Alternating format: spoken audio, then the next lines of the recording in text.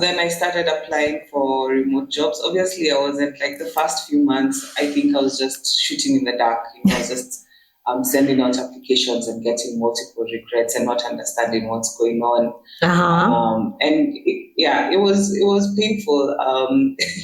The first couple of regrets, and you're not understanding why am I getting this remote job. I mean, I'm so experienced. Like, who wouldn't want me? You're a GM, so yeah, I understand. Exactly. So I think my serious job hunt started in December. That's when I structured. I had a list of sites that I would look for jobs on. I even had a routine. I know, and I want us to talk more about that. My next question is going to be: can you please share with me, because I know that someone is going to ask in the comment section. Please to say again at the 19 websites, but how you having, now that you are on the ground, so Well Found and Y Combinator and Beyond the Savannah as well. But are there any courses that you did, right? You had, granted, you had the experience. You now have the HS friendly CV, you're landing interviews. What else did you do? You have this huge Excel sheet that you're keeping track of.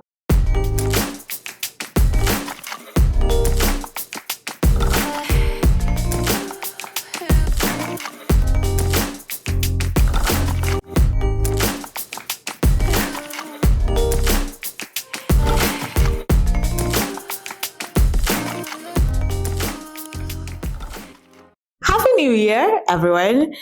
Today's video is about one very special guest. Not that all the others haven't been special, but this one is super special to me. You know how everyone kind of needs validation, outside validation. So she was that one for me.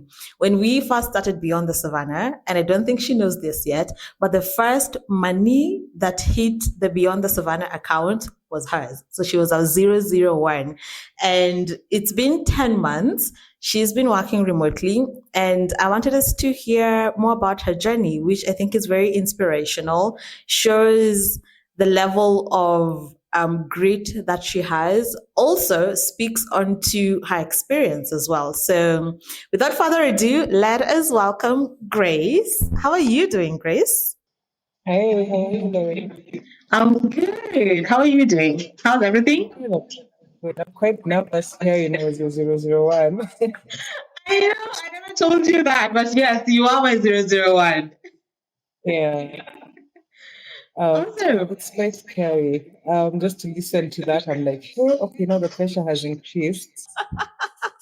Havana, it hasn't. It is, yes, it is just you being your lovely self. And yeah, I guess let us start, right? So I'm sure everyone that is watching this is really keen to understand who is Grace. We normally showcase our success stories, and the reason as to why we do this is because, like I said, this is not a Lorraine thing. Remote work is not a Lorraine thing. It is anyone can work remotely, but then it does require some level of skill, preparation, and whatnot, right? So for those who don't know who Grace is, tell us something about yourself.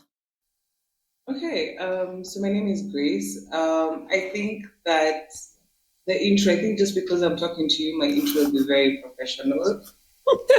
Awesome. But I am, let's say, career-wise or professionally, I think I am a generalist who specializes in operations and operations management. Mm-hmm. And that just means that I'm kind of a jack of all trades when it comes to businesses, especially startups, where I do have experience in software development. I have experience in product management, in project management, in marketing and advertising, as well as a bit of finance and HR. So in terms of my role in startups or my role in businesses is I can dabble in everything. But where I shine is I'm able to set up structures. I'm able to create follow-through processes so that we are able to move through the certain milestones or goals that we set for each other. Now, y'all, did you just hear that? Grace is someone who knows herself. And I like that, you've positioned yourself or you know yourself as a generalist, but you've also narrowed it down to what you truly excel in. So yeah, if there's anyone out there who still doesn't know how to answer the question, tell me about yourself, perhaps borrow a leaf from Grace. Anyhow, yeah, I'm really curious because, you've mentioned, part of your strength is to set up processes in a startup environment, and remote work. Most of the remote companies are actually startups. So I'm curious, what made you think of remote work in the first place? So what made me think of the startup environment, working for a remote company? I think just obviously, like most people in 2020, when everybody had to shift to remote work, I really found myself thriving in that space. I was in charge of my productivity. I was in charge of the environment that I work within. I was in charge of making sure I was my best self. And also, I found it much, much easier to create balance in my life when I was working remotely. So obviously, when things started moving back to normal after the COVID pandemic, I was very against going back to the office, and I really did struggle. It was one of the contributing factors why I left the previous place I was working, because in 2023, early 2023, they implemented a work from office policy, and I really struggled, even in terms of how much I could get done in a day. Like the routines that I really wanted for myself. So I really struggled, which kind of jolted me to kind of find a role or a position in which I was working mostly remotely. I was open to hybrid in the beginning as I was starting my search. But then when I started doing my research and I started doing a bit of remote work, I was like, I really think I could thrive in the remote space. I really enjoy working remotely. And I think that's what prompted me to now say, okay, moving forward, I just want remote only positions. That is interesting to say because, and let me ask, at this stage, right, 2023, how many years of experience did you have? I would say, would I say 9? I'd say 9. Okay. 9 years of experience. Yeah. Awesome. And what level in your career? I ask all this because, someone might be watching and being like, Sasa Grace, because of work from the office policy that made you change your mind to want remote work that is so unstable. You don't know where that is, you don't know where the company is at. But yeah, I think it's important for people to understand, like the entire picture. Where were you in terms of your career level?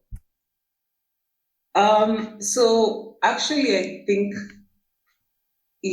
I was in a good place with my career in terms of what I was doing. I was really happy with the role I was doing. The factors around it were different, but just before we got back to full work from office, I was a GM, a general manager at a local company. So I think I was in a good place.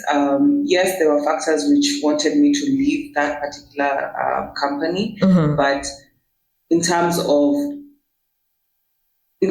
where I was, my comfort zone, when we started remote work in 2020, I was an operations manager, and I really found that I really thrived, even supporting the team, working remotely, setting up structures for people to be able to work remotely, and us being able to do the work we needed to do when we were not physically in the office. I think that's where my love for remote working came. And the struggle was real for me, even as a part of management. The struggle was real for me personally, having to commute, taking 1.5 hours to commute. Before the 1.5 hours, you're showering, you're deciding what to wear. It really takes a lot out of your routine. And True. You kind of end up so exhausted.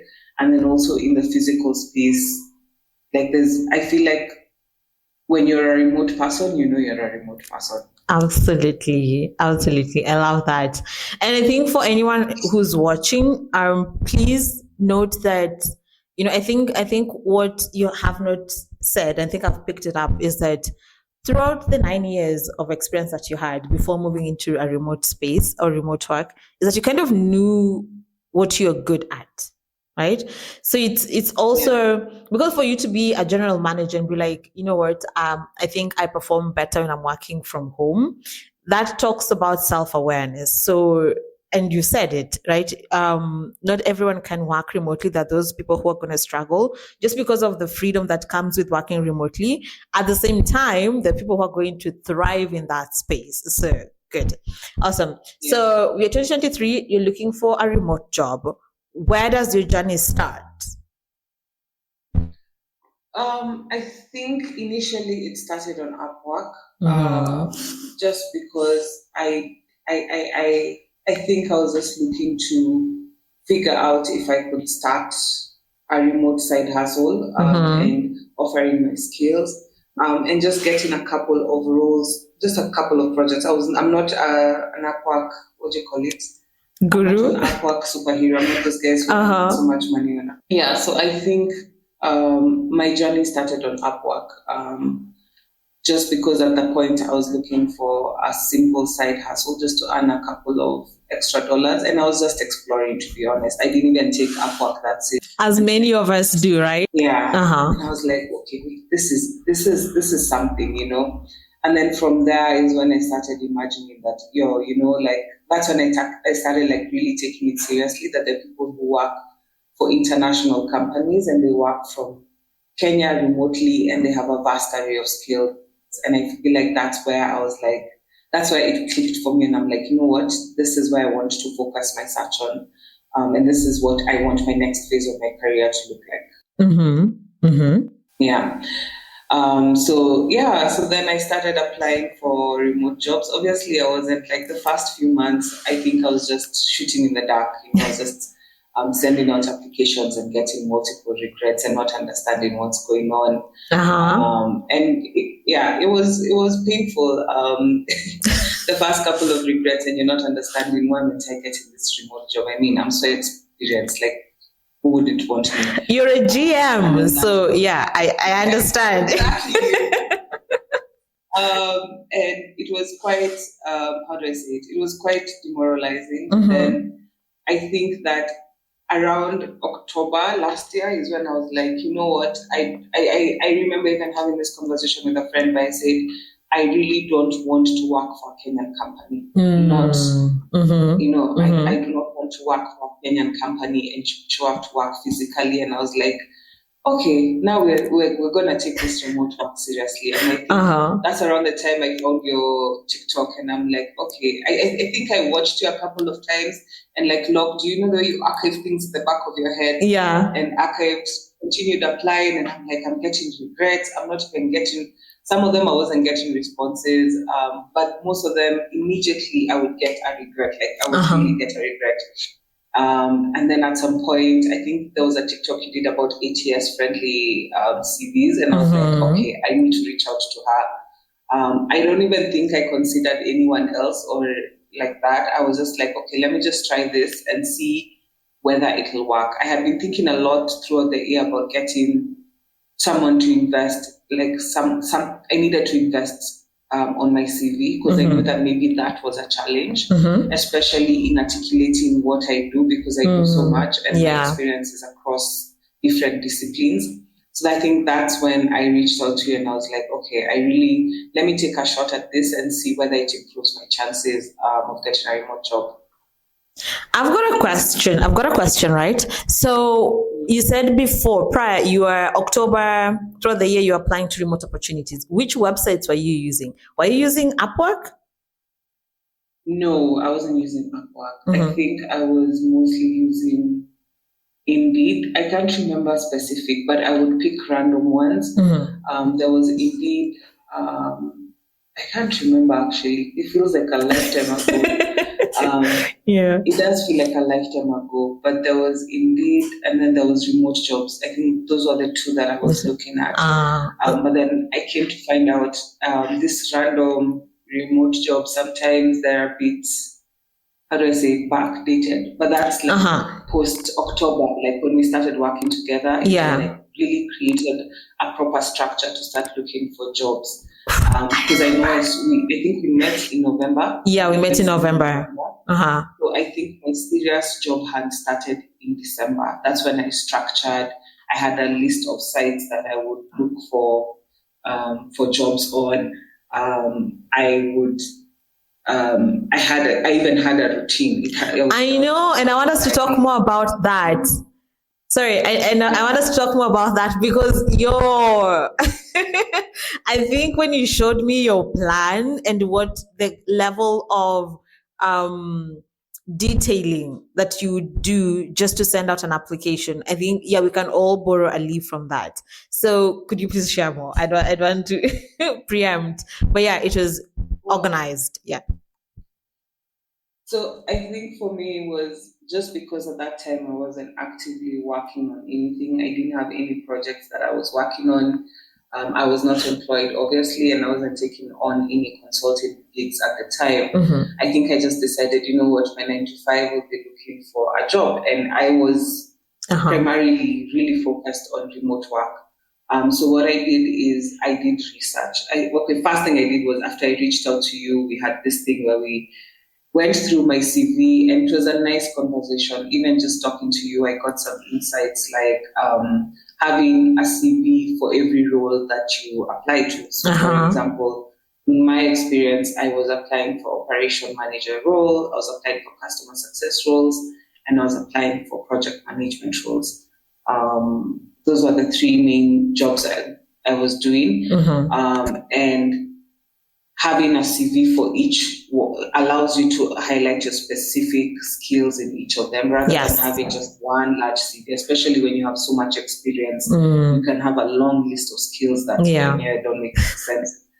So that, and then also, of course, having the ATS friendly CV, which you did for me. And then there was also a tip that really, really helped me in my interviews, which was whenever you apply for a job, keep the JD. Yeah. So I would always copy paste the JD and put it locally on my computer. And I had folders for every month that I was applying. I had a folder with the company name and the role I applied for, the CV, the cover letter, and the JD that was on the job role, just in case they pull it down from the internet. So there was that. And then now from there, I had a list. Like I think my Mondays and Wednesdays, I would start off my day by just going through a list of, let me just check. I think it was about. You still have them? I still have them.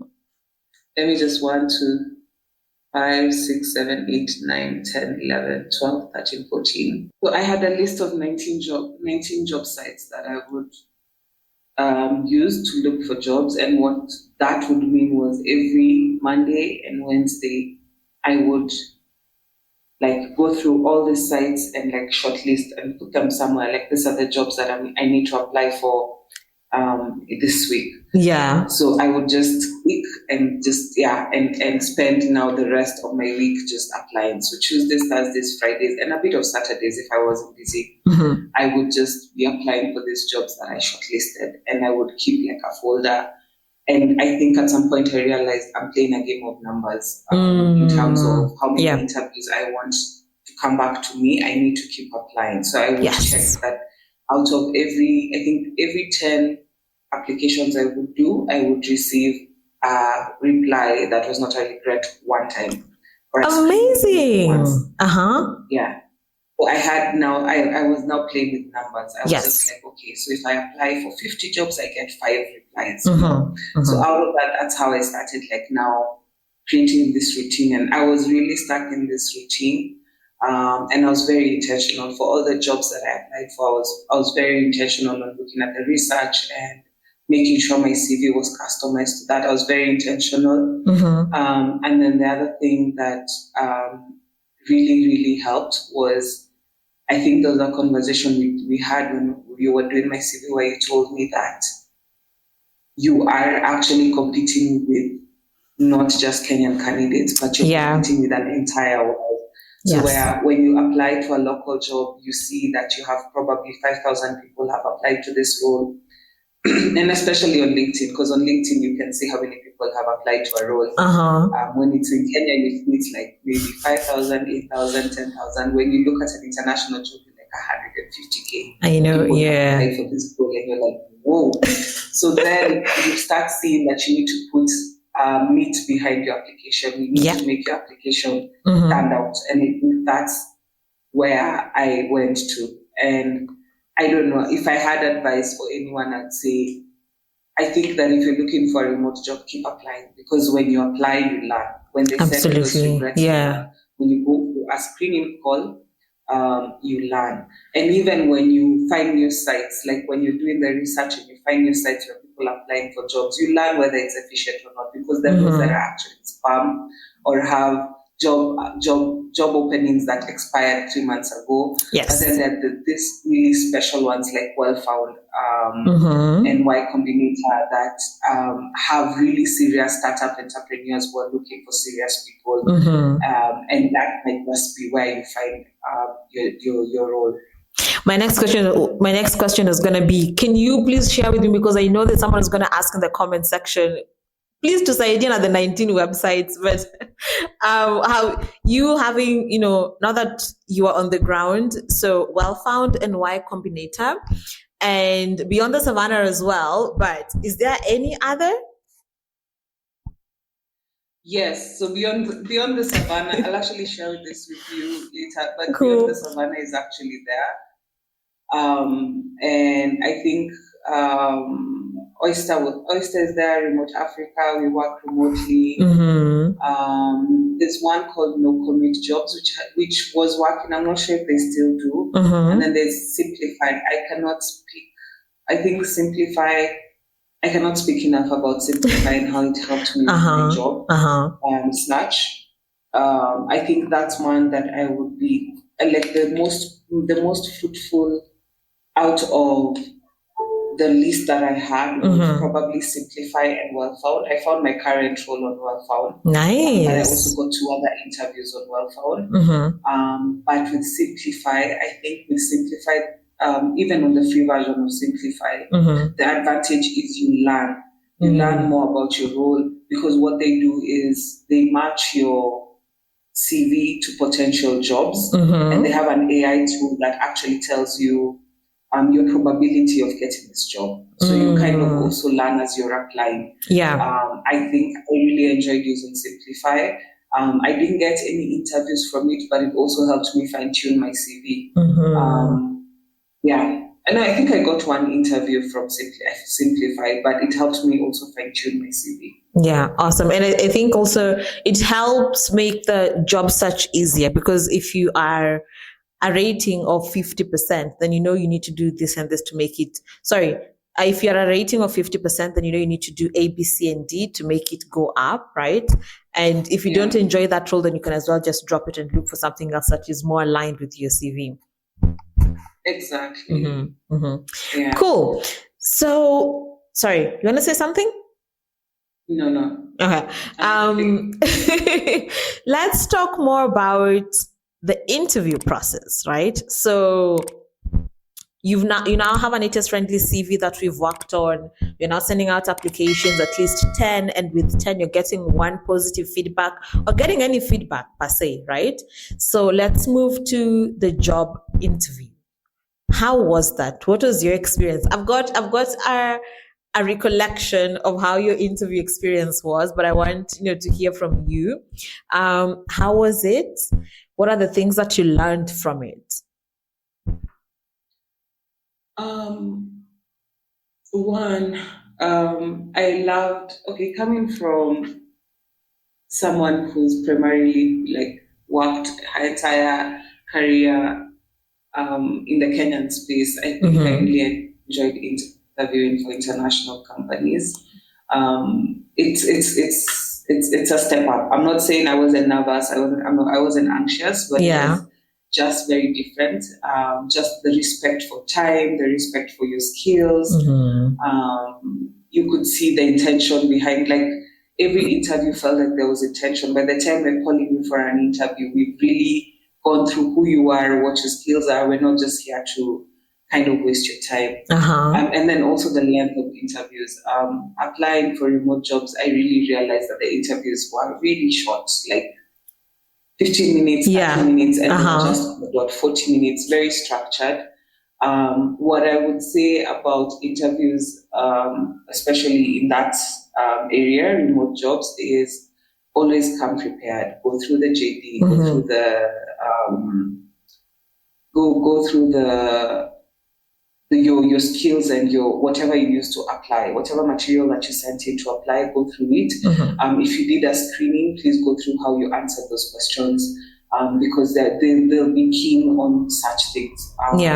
And also have a bit of self-awareness, just because when you're working for a remote job, one of the key things is discipline. So they need, like, people who are hiring remotely do not want to micromanage. They do not want to manage your time. They do not want to ask for 100%, yeah. deliverables. And I think those are things that they look out for with how you come prepared when you're doing an interview with them. So I think for me is just prepare. Also be very open. Yeah, I think those are the two things. I'm not sure if I'm answering anything. No, you are. Yeah. One thing that really helped me get ahead with the interviews that I did, at least the ones that I got to almost the final stage, was the screenings. Please take the screenings very seriously, put a lot of work. Coming from a Kenyan background, I think it would be easier for us to do screenings because we're used to doing so much work and research into whatever we do. It's the same when you're applying for a remote job. And I remember towards me getting this job, I think the last 1 month before I got this role was a lot. Like I even had reduced the amount of jobs I was applying for because a lot of my time was taken by just doing screenings and assessments. And I think that would set you apart as when you're applying for a remote job. And you know what I like? You mentioned that, you're going to get hired because of your discipline, one. And the other thing that I always like to say is that you're also going to get hired based off of your likability, right? Because at the end of the day, skill can be taught, right? It's a learned, it's like you can learn it, but they're not able to teach you like a new character or change your behavior. That then takes a lot of time, which no remote company wants to get involved in. So I like that you mentioned that as well. And the other thing that you mentioned is come prepared, because we've been given feedback before, right? That African candidates don't present well in an interview. When you compare us to like our counterparts in the Americas or even Latin, because that is our competition. Now, reasons as to why we're not doing well can be attributed to, one, colonization, blah, blah, blah. We can, all that, and how we are disadvantaged. But at the end of the day, our competition is global, right? There is no recruiter who's going to have candidates A, B, and C and think like, oh, this C candidate isn't presenting well because of their ethnic background. So I like that you mentioned like come, be open. It is more like a conversation, but then the other things that they want to see, they want to know who you are, they want to know who Lorraine is, they want to know who Grace is, and it is a conversation. You can't get nervous, get prepared, but show up. And I think it's very important what you say, that you need to be open because they're also looking to get to know you as a person, and what you bring to the table. Like attitude, what they usually say, you hire for attitude, but you train for skill. Yes. And I think and especially if you're looking for a remote job in the startup area, an entrepreneur wants to know that they can trust you and that you can roll with it. And that's why it's very key for you to come out looking very disciplined, but also collaborative. You're collaborative. They're just things that will come off in an interview, and you can tell they live in like some of them will look away from the screen or just start doing other things on the screen just because you didn't come prepared or you didn't respect their time. The interview time that they've given you. Cool. So I think it's good that you've mentioned, how you were prepared. And I always say, failing to prepare is just preparing to fail, right? So I also need to understand in terms of upskilling. I'm always beating the drum of upskilling. Are there any courses that you did, right? You had Granted, you had the experience. You now have the HS friendly CV. You're landing interviews. What else did you do? You have this huge Excel sheet that you're keeping track of the JDs, the all that. Is there any other thing that you did in terms of upskilling to kind of set you apart from everyone else? Yes, I did. In January, I started in December, but I finished my data analysis certification on Coursera. I don't think you can do much if you're not upskilling. Even right now, one of the challenges that I have is I need to start upskilling again. Because again, you're competing with 200,000 people for one role. Yes. And what makes you stand out is how motivated you are, how you're keeping up with trends in the industry, things you should be doing, especially if you're a project manager in tech. Have you done anything to do with data analysis, product management, AI? Those are the three things that people will be looking for if you're a project manager in the tech industry. So have you done those things? I mean, a PMP is good, but I don't think a PMP, like the people you're competing with and the people that are getting hired for these jobs, I think are pushing. And I like platforms like Coursera because at some point you get to see what your peers are also doing. Like there's this place where you have the classroom and you can see people who are attending the class and you're like, wow, this is what they're doing, Also, on top of upskilling, I think that it's very important to stalk your dream roles on LinkedIn. So if you're applying for a product manager role at a specific company, just go and check in that company who's been a product manager there and what does their portfolio look like, what have they upskilled on, and then also check the competitor. That's also something I was doing very early on. Check their competitor and see if there are any roles of the same thing. And sometimes I would land even job openings for such companies. But then you would get to know what your profile kind of needs to look like or where you need upskilling on. And that's one of the ways you learn how to increase your chances of getting a job application. Awesome. You're just dropping gems after gems. And I've just realized, by the way, Grace, that you never told people as part of the introduction what you currently do. So what are you currently doing right now? What is your title? So currently right now I'm a customer success and product manager for a tech startup in the US. That's good. And for someone who is wants to get into like product management, right? What is that? I know a lot of people might be aware of what customer service is. Yeah, it is all over the place in Kenya. Project management as well. Operations, pretty direct, right? But product management, in layman's terms, what is that? The best way to describe it is you're the owner of the success of a product. And that means that you're taking care of different stakeholders. So the users of the product, the investors of the product, and the customers who are paying for the product. So you're basically taking care of all their interests and playing a balancing act. Because when you are the owner of the success of this product for each of these stakeholders, then you become the guide for the team internally on what to prioritize in building, in designing. So you become the guide for the the engineering team, you become the guide for the product design team, you become the guide for the analytics team on what to focus on so that this product is a success and does what it needs to do. So basically you're just orchestrating and creating balance acts. But then you're also a tester. You also need to test the app. You also need to report. You need to check on how the app or the product is performing. Check for bugs. You need to consistently be listening to the users of the app. Are they experiencing any issues? Are there any logs of any features? And then use that to manage the team, because you have a team that is consistently working on this app. So you use that to manage the team to make sure that this product has ROI for each of the stakeholders. So it's basically an orchestrating job that is a combination of customer success, it's a combination of operations management, it's a combination of data analysis and product management.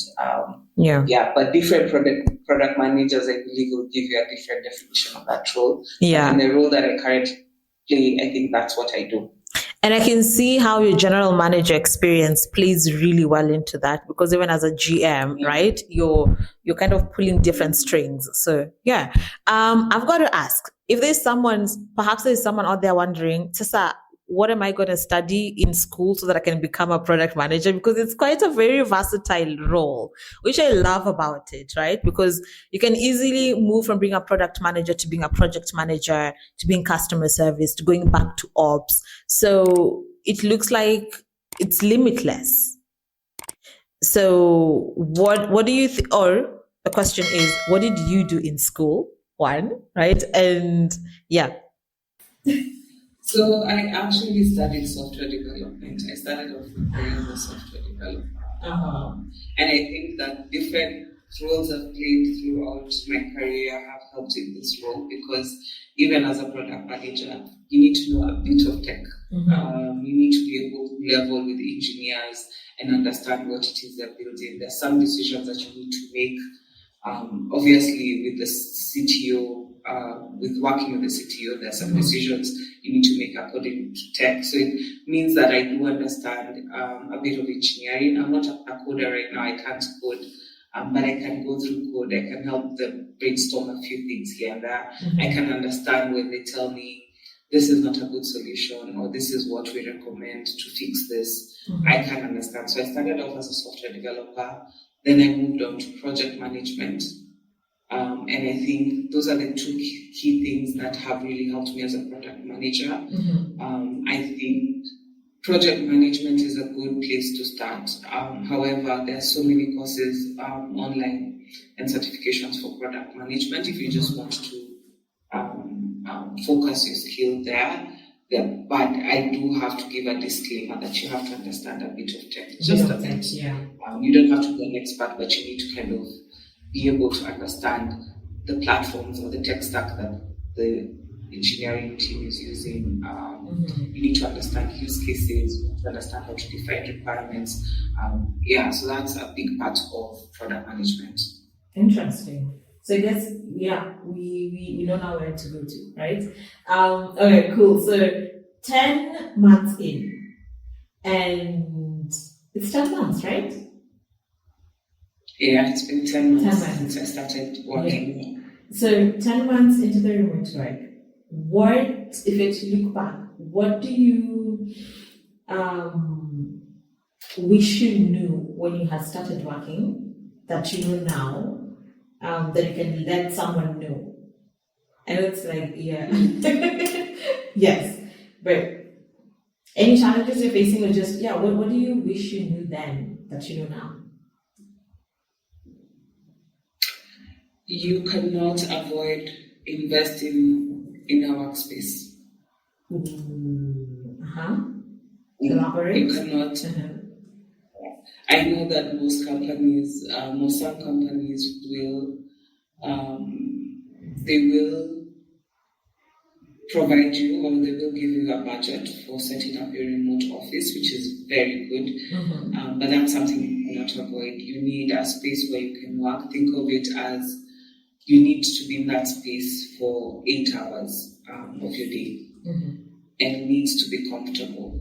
It can't. I know that most guys just say a desk and a chair and a laptop and we're good. Yeah, the quiet space. But you need to kind of realize this is where you spend 8 hours of your day. So you need to make it work for you. Whether you need a secondary screen, whether you need a more comfortable chair, whether you need an extra keyboard. Those are things that I think that if you're going into a remote role, you need to be aware of, and you need to kind of set a budget. If sometimes I've seen my colleagues just say, "I need an iPad," and it works for them, and what works for me might not necessarily work for you. So don't go for the TikTok fabs that you need a bandit if you need to that looks like what.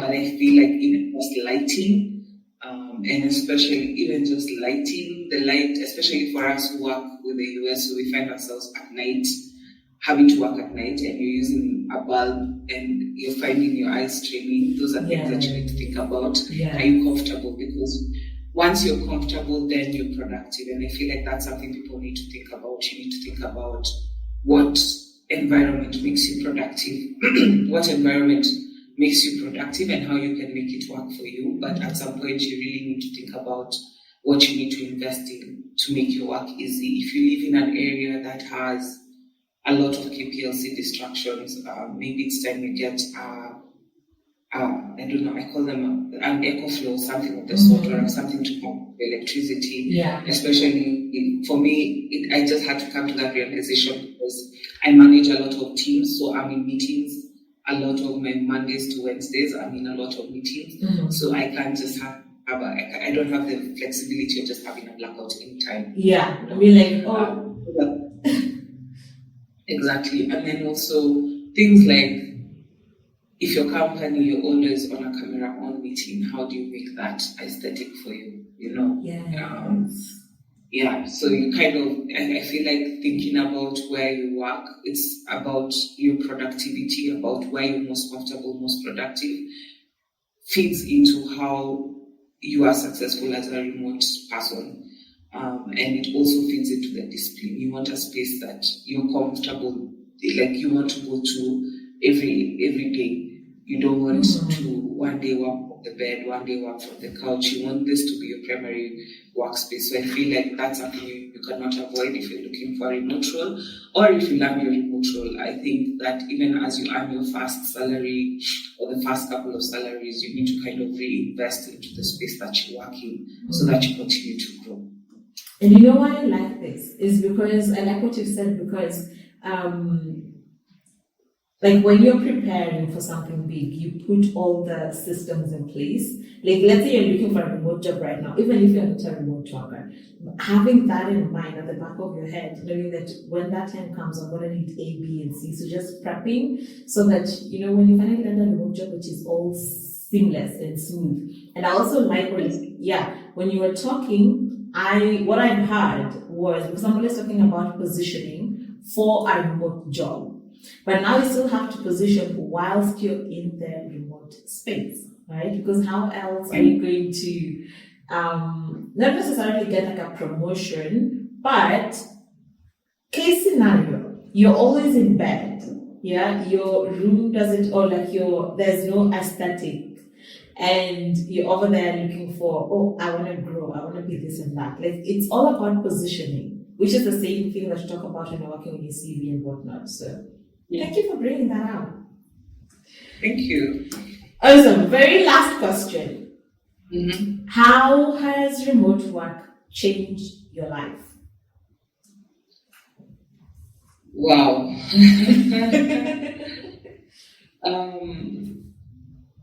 First of all, financially, it's a big one.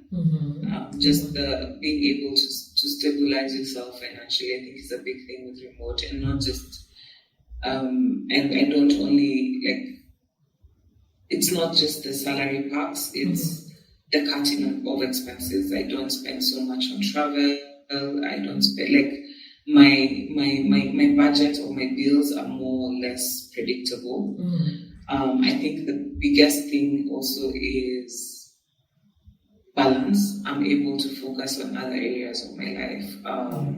You're able to set up a routine. So I don't have children personally, but with a remote job, you can see how you can be at home with your children and give them some time and still get your job done. You have the flexibility of creating routines that work for you.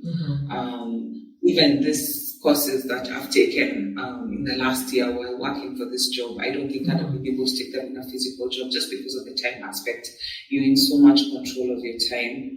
And then also being exposed to other cultures and other people and other organizations and how they work. There are things that I'm learning from my current place of work that are such, I'd say they're such gems in terms of how to run businesses and how they're contributing to my skills, because I feel like when you look at an international company working, it's not the same as when you're working for a local company. The culture is different, the business environment is different, the disciplines are different.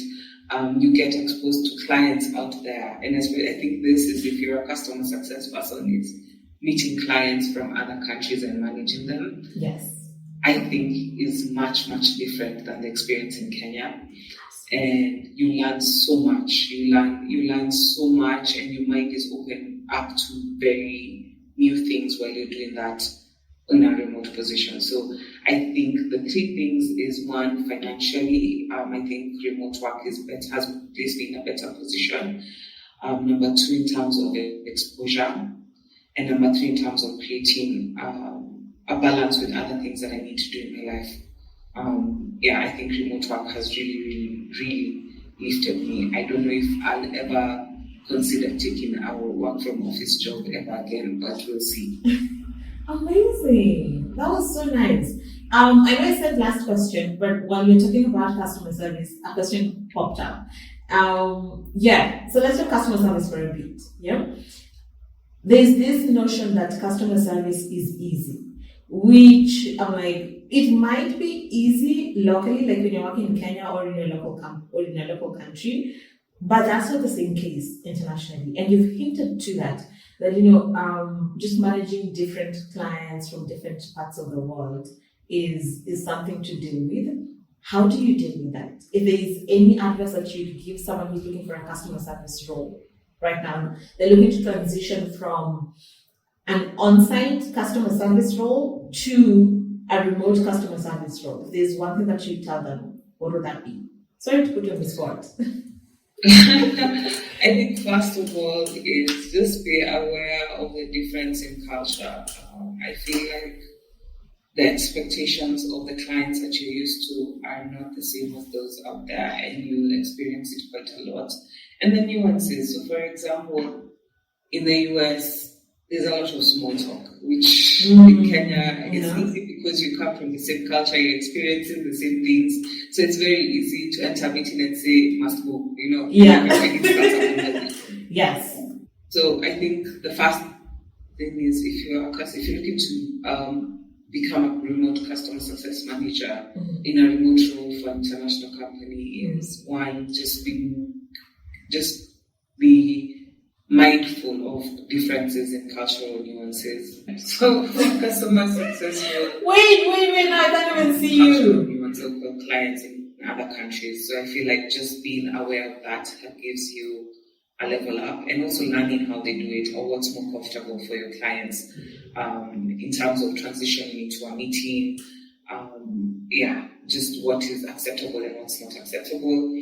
And then also another thing about customer services, you always have to stay ahead of your client. You always have to anticipate their needs.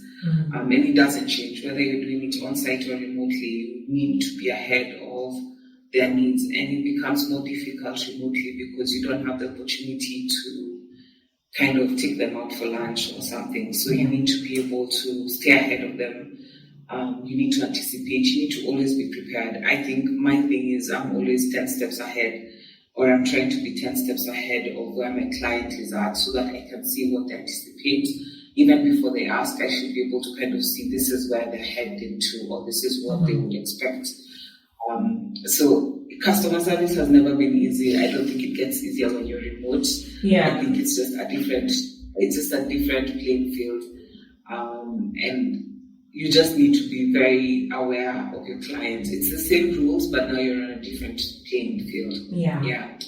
And I like the fact that you said you're always 10 steps ahead. The other thing I always advise my clients is look at also the competitors. Like when you get into those weekly meetings with your customer, it shouldn't feel like they're coming to meet a service provider per se. It should feel like they're coming to meet an extended member of their team. So I get the the small talk. I used to talk so much about the weather. Oh my gosh, I don't miss those days.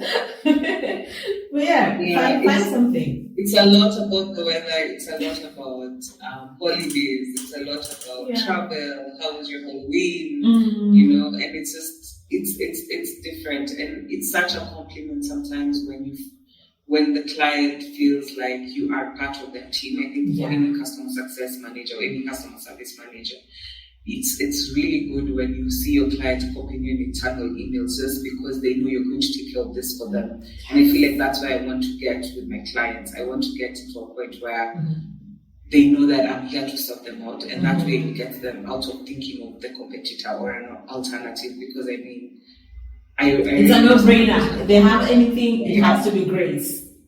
Exactly. Yeah. Awesome, cool. Well, this has been so lovely, Grace. Thank you so much for honoring our invite. 10 months later, or what, a year later? It's been a year, right? Yeah, I personally cannot wait to, just hear how you evolve, how much you grow in the remote space, because if there's one thing I can, I normally don't get emotionally involved in my clients' journeys. I try as much. I really try not to be. But I think I've told you this before. You and I think 3 or 4 other clients of mine that I've been emotionally involved in, and that's just, thank you, first of all, for taking me, with you on this journey and for showing me that your vulnerabilities and your capabilities as well as your strengths. So I cannot wait to see how far you soar, because you've got the skills, you've got the experience, you've got the brains for it, and you're just an amazing human being. So yeah, to grow much. It means so much, and I think it's been such a great journey with you. I feel like you were the trigger to me now starting, because I remember I have a before and I have an after, and the before is kind of blurry. Before me on the savannah is kind of blurry, but after you did my CV, it's like something clicked, and where I was so used to getting regrets, I started getting like once in a while you see a pop up, you're like, oh wait, this is not a regret, Yeah. And I think the way you helped me to structure my CV, and even just when you were structuring my CV, the conversations with that really changed my mindset. And I can actually say it made a difference, because even the people I talked to was like, after I redid my CV, all of a sudden I was getting interviews, I was getting screenings, and it took me, I wish, I don't wish, because everything happens for a reason. Yes. If I had started it earlier, because if I think about it, you did my CV in December, and I got an offer letter in March. I got an offer letter in March, so it took me 3 months, and this was 3 months out of a 7-month job search. Yeah. I was just, I think that made the difference, and I know that, and even, how do I say it? I've seen people wanting to do remote work and not be successful, but when I ask I actually just say, you need to find someone to redo your CV to be ATS compliant. You need to find someone who understands what it takes to get a remote job to redo your CV, because that's going to make a very big difference in how you're doing this job search. And I think the investment was worth it. I really appreciate it.